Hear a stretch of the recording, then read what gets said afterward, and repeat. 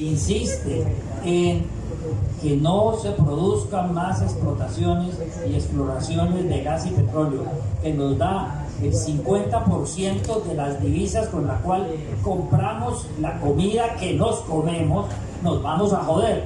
Pero para eso había que investigar. Yo lo hago con mucho gusto y me da satisfacción ver que eso tiene tanto eco y que la reproducen de esa manera.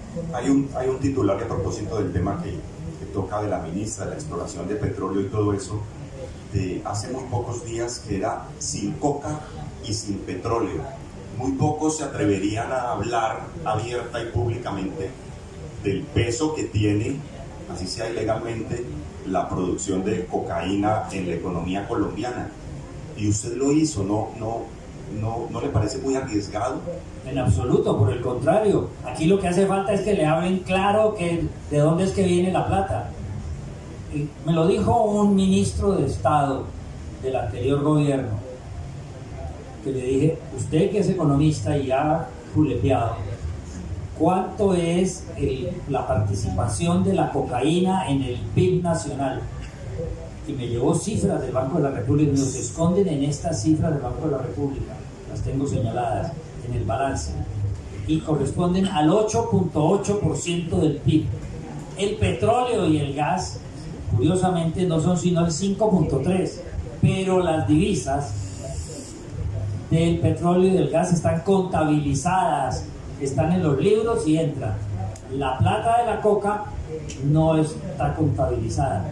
Y todo el mundo cree que si se habla de eso o si le dan un flujo legal, automáticamente se va a perder.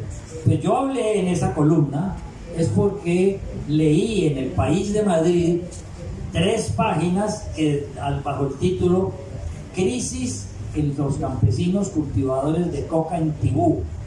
No les están comprando la pasta. Es decir, que nosotros estamos sufriendo una crisis del campesinado que cultiva la mata de coca, que se va a reflejar en unos años más o en unos meses más, porque esto es vertiginoso, y no va a haber quien les compre la hoja. Vamos a tener otro problema igual al que tuvimos con el maracuyá o al que tuvimos con la tilapia, que la gente se puso a cultivar eso y se les acabó. ¿Por qué no lo hablamos? ¿Por qué no es motivo de las discusiones de los ministros, de ustedes, los señores de la ANDI, que podrían hablar? Es que si no entra la plata de la coca, ¿con qué la van a reemplazar? Y si al mismo tiempo le quitan la del petróleo y del gas, pues más que jodidos, estamos vueltos mierda.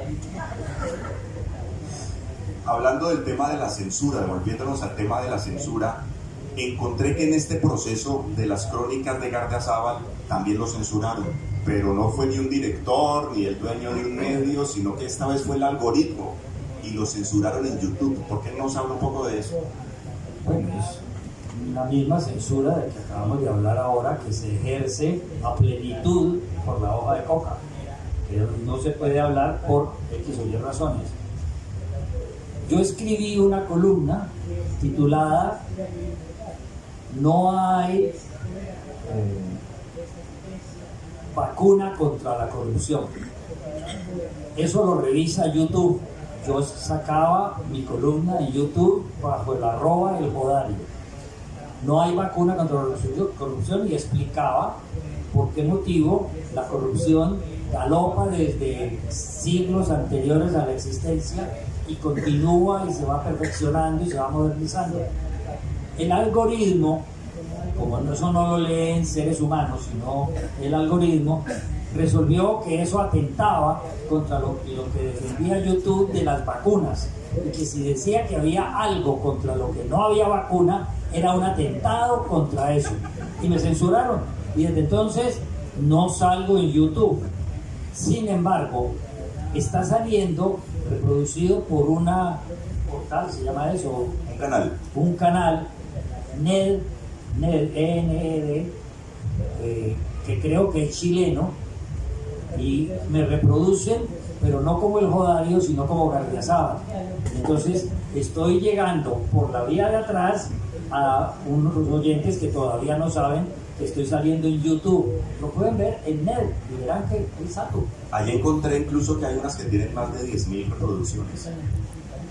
Bueno, ¿y eso es malo? Para los que lo censuraron, creo que sí. Turbarse porque esos insultos provienen de unas personas que se contratan para que insulten, que son los famosos garajes o bodegas que tienen todos. Hoy, por ejemplo, anunciaron que le habían descubierto una bodega al alcalde de Cali y le dieron el contrato y todo, porque ahora todos los contratos se buscan una cosa que se llama sescopo, algo así. Ahí se buscan y ahí se encuentran. Entonces, todos tienen bodegas para ir a favor o ir en contra. Y en el caso mío, pues yo ya los conozco. Yo me conseguí, gracias a un habilidoso oyente, un programita que ya pasó de moda, pero que me permitía identificar rápidamente cuando provenía de una bodega. Es muy fácil porque uno simplemente busca cuántos seguidores tiene el que lo está insultando. Y si tiene menos de 100, pues es recién estrenada la bodega. Entonces, todos esos insultos yo los recibo, conozco de dónde provienen y como tal entonces sigo imperturbable.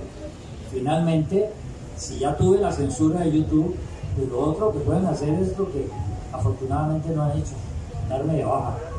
Gustavo, pero definitivamente da la impresión de que cada vez tenemos menos capacidad de debatir con respecto a este país, con muchas pasiones, porque estuve viendo en las crónicas escritas durante el gobierno anterior, pues usted no se la perdonaba al entonces presidente Duque, lo aplaudían los petristas y se ponían furiosos con sus críticas los uribistas, y ahora es al revés, usted no se la perdona a Petro y los petristas pues no se la perdonan a usted. Bueno, si lo que toca, toca. Es que por eso tengo los seguidores que tengo, por eso tengo los fans, como los llaman ustedes ahora, que continúan buscándome en donde aparezca, pero sobre todo me puedo dar el lujo de tratar de ayudar o de orientar al país, que este es un país donde no hay liderazgo. Mire, hoy hubo una marcha aquí gigantesca contra Petro, parece que lo hubo también en Medellín, donde son más fervientes, en Bogotá, pero ¿quién las organiza? El fantasma. No hay un líder que las tome, no hay quien lo asuma. Es un país donde la oposición se hace sin liderazgo y el gobierno se hace con gente loca como la señora ministra de Minas, pues imagínese el resto. Usted hizo famoso con una crónica de esta semana, precisamente el papá de la ministra de Minas, el señor Hildebrando Vélez, y dice que él es el ideólogo del presidente Petro, pero el señor era desconocido hasta hace poco, hasta ese día, y a partir de eso vi que las Dos Orillas y otros portales, retomando lo que usted escribió, pues hablan del señor. ¿Por qué no nos cuenta un poco de eso? Que yo lo respeto muchísimo.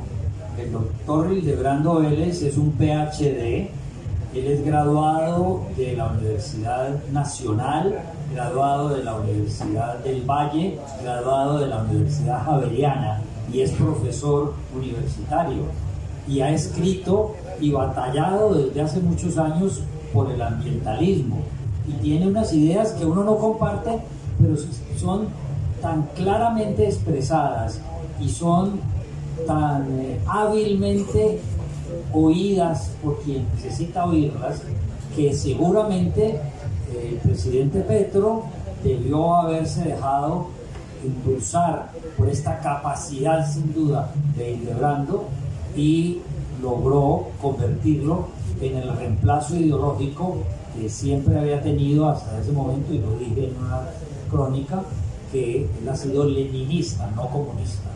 Y como leninista tiene una formulación frente a la vida que es distinta a los comunistas, a los stalinistas. Y obviamente Hildebrando se ha convertido en el ideólogo, tanto así que logra nombrar a su hija ministra. Y el verdadero apoyo por detrás de la vicepresidenta de la República, porque si algo ha hecho Hildebrando es defender a todo ese norte del Cauca y a toda esa gente desde su punto de vista de la misma teoría que tenía el doctor Aníbal Patiño, nuestro profesor, que era un dirigente del MOIR, pero era de una sapiencia que competía con su hermano, el sabio Héctor Manuel Patiño. Entonces, a la gente hay que decirle que Petro no está solo, que Petro tiene un respaldo ideológico de alguien a quien yo no comparto, pero respeto y admiro, como Hildebrando Vélez. Usted ha escrito varias columnas en las últimas semanas sobre el presidente Petro, sobre los temas nacionales que están en debate, que están generando polémica, y en el país se siente un ambiente de preocupación en torno a todas esas decisiones. ¿Usted está preocupado por lo que pueda hacer Petro, por lo que pueda pasar con las decisiones de Petro? Ahí choca mi optimismo permanente sobre este país. Yo no me he querido ir de Colombia nunca. Yo no me fui a lavar platos a París. Yo no me fui a trapear pisos en Nueva York. Yo me quedé en Colombia corriendo los riesgos, afrontando los riesgos, señalando, escribiendo libros como Cóndores no entierran todos los días, escribiendo libros como La misa ha terminado. Yo no me he ido, no me he asustado. De manera que en esas condiciones la respuesta es obvia. ¿Qué tengo que hacer? Dígalo usted, que es el que me critica. Ahí se va comprendiendo tal vez la vigencia de Gardiazabal, y es que ha sabido adaptarse al tiempo. A nosotros nos ha pasado con Rosa María en el diario Occidente, que algunos columnistas antiguos dejaron de escribir porque al cambiar el diario de formato, las columnas se volvieron de 300 palabras y no pudieron lograr condensar sus ideas. Algunos incluso se quejaron con los dueños del periódico porque creían que éramos nosotros que no se las queríamos publicar de esa extensión, pero es que las personas cada vez leen más corto. Veo que Gardiazabal ha ido analizando también esas tendencias y ese comportamiento de las audiencias. Sin duda alguna. Mire, yo le agradezco mucho a la vida que haya tenido dos maestros en periodismo. José Pardo Llada, como quien dirían las señoras, y Elsa Gabriela, que Dios tenga en la gloria, y Hernán Peláez. Pero a su vez, a mí me sirvió muchísimo trabajar en La Luciérnaga, porque cuando se pasaba de 45 segundos el comentario, salía ese viejo sinvergüenza de don Gediondo a decir, ¡muy largo! Entonces, eso le sirve a uno para aprender a manejar todos los tiempos, todos los espacios. Indudablemente, lo que he hecho es adaptarme al momento. Quizás a eso se debe el éxito. Lo que pasa es que en un país que no le gusta cambiar y lo obligaron al cambio, y el cambio le está saliendo a mico, quién sabe qué podrá pasar si usted no se vuelve defensor del statu quo. Seguramente perderé electores, y yo no me puedo volver un derechista consumado. Yo soy anarquista, pero de derecha. Esa es una pregunta. Esa es una pregunta que mucha gente se hace, y en el espectro político ubicar a Gardiazabal es difícil. Yo recuerdo que cuando Miguel Ernesto Yusti estaba haciendo el documental de La Tinta de la Vida, hablábamos sobre eso, si Gardiazabal era de izquierda, de derecha, de centro, y la verdad es muy difícil ubicarlo. ¿Qué es eso de anarquista de derecha? Yo tampoco sé.